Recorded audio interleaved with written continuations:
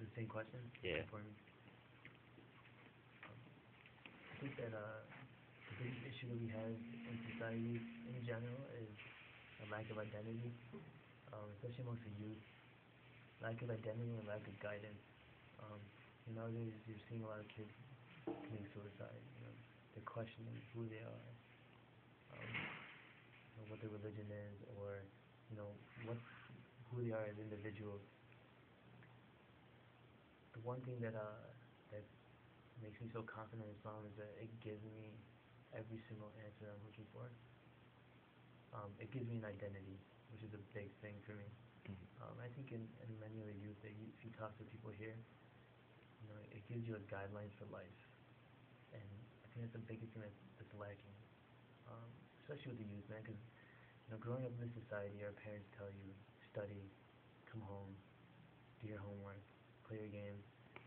They give us cell phones to distract ourselves, right? Right. Both parents working, very little time spending time with their kids.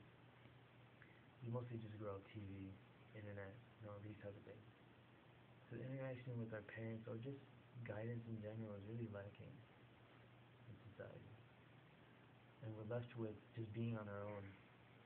And that can be very depressing to a young kid. I'm 23 years old. I grew up in society my whole life.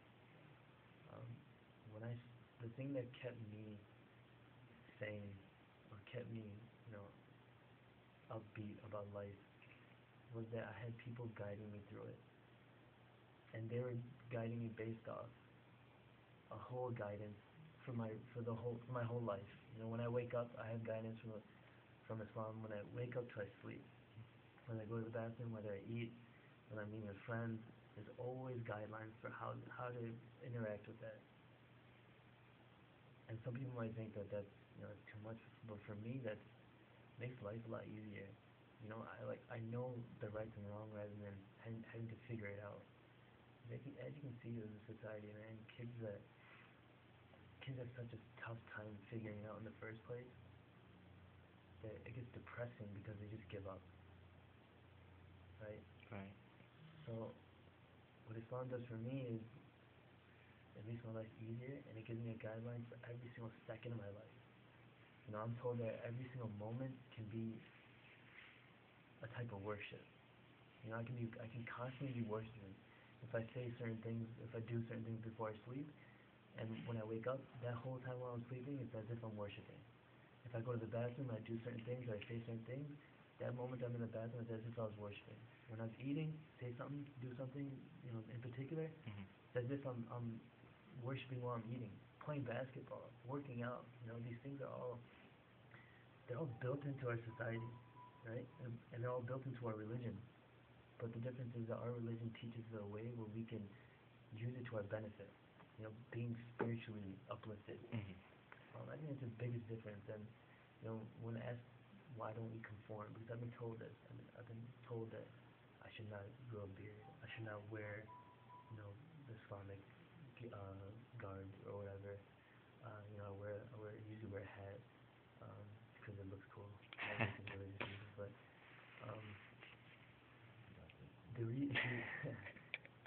for me, man, that's just for me, it's a reminder because I believe my way is a perfect way for me. It works perfectly for me. So why would I compromise that? My identity is being a Muslim, and that's what makes me different from everyone else. And I like that. Islam came at a time where people are burying their daughters. Before the Prophet came and gave Islam, they were burying their daughters. So you're looking at a religion that is not supposed to fit into the current society. It's supposed to be something different. See what I'm saying? Like, even nowadays, what's different than burying a daughter? What's abortion? Abortion is basically the same thing, though, isn't it? Right. I mean, we're being this constant in society where we're dealing with these issues, these immoral issues. And what's different in this society than the society when we believe the Prophet came? Very little difference. These are different names for things. And he came, he gave a different idea. He told not to worship idols. He said worship one God. an omnipotent God. It's the same thing over here. Now, atheism is on an increasing, different things, like, people are worshiping different things like money, they might not realize it, but they're all worshiping money, Right. girls, whatever it is. The society is the same, it's just different names. And the success came when you don't conform in that society. So how is it different now? Right. And for me, man, like, it's very rare to ask someone if they're content with life. I can honestly say I'm content with life because of my religion.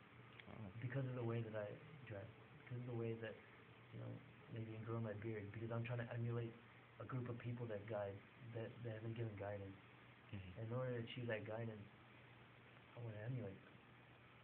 One thing in one of our surahs, or one of the revelations in the Quran, it says, "Guide us along the straight path, the path of those that bestowed your grace."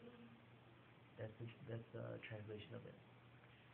Now it's saying, I want guidance from the people that are righteous. They've already achieved closeness to righteousness. Mm-hmm. From people, right? So in order for me to do that, I need to look for people that have been guided that way. And this is what, the way I dress, the way I act, I'm trying to emulate those people that have been guided. And not the way that people are showing them in the media. The people that, the true guidance. Because they're very misrepresented in the media, unfortunately. But that's why I don't want to conform, because, first of all, I feel like this is my country. I shouldn't have to conform. America is my country. I was born and raised here. Mm-hmm. This is my culture. So why should I conform? You know what I mean? Yeah. It's not like I'm from another country and I'm trying to bring something new. No, this is my country. I was born here. I decided to dress this way. I'm gonna keep it that way. And that's the beauty of America. America allows you to do that. I don't think there's anywhere better to be a Muslim in the world. Mm-hmm. That's pretty much it. And do you want to tell your story? My story? Yeah, Oh yeah. If you wanna. Yeah, I don't mind. I mean, 2 weeks ago we were standing. We were wearing traditional clothing, whatever it is. We had beards, and it was just two guys, me and my friend and I. And one of our Muslim uncles, or elders, actually came up to us. He's cussing us out. We didn't even say a word to this guy. And he's cussing out, saying, what is this that you're wearing? What the F is this? You guys look like clowns, this and that. And if you're on a plane, then I wouldn't go on the plane until you guys walked off. And you're never gonna get laid, and stuff like this, and blah blah. He said that what we're doing is worse than drugs. That he'd rather have his kids take drugs than what we were wearing, or the way that that we present ourselves in society, saying that we'll never be successful. So we spoke to this person, and it was a shame, because we were trying to all be professionals. I'm in med school. We have people that are business people. We have top of the line doctors, engineers, lawyers. So success depends on what you mean by success. That was the issue that we had with him, and his point that in order for us to be successful, we need to conform. But I don't feel that way. I feel that me being successful would be on an individual level, right? Right. So me purifying myself is success. Me being content with life is success. And if that's the case, and if it's a reflection of good to other people, and if that helps them, then that's also success too, right? Mm-hmm. But that's how I see it. I see success in being content with yourself. Other people you can get other people attracted to Islam on a mass scale, but it won't stick until you have the core values, that foundation set. In order to do that, you need to work on yourself. Mm-hmm. It takes a lot of reflection, a lot of time spent, a lot of sacrifice, a lot of battles with your ego, with your pride, and with yourself, your self-desires and stuff. So I feel that if you stay true to those values in Islam, then you can make a difference. That's how the Prophet did it. That's how Gandhi did it. He didn't conform. He didn't have to change his ways. But slowly, Islam is one of the greatest religions in the world. There's a reason for that. the reason why, by him not reforming and coming to a society where, his values are completely different, that Islam is the number one and fastest growing religion in the world. There's a reason why. I think if people just stick to his values, then you'll see the same effect in this society also. Alright. Boom. Alright, thanks, man.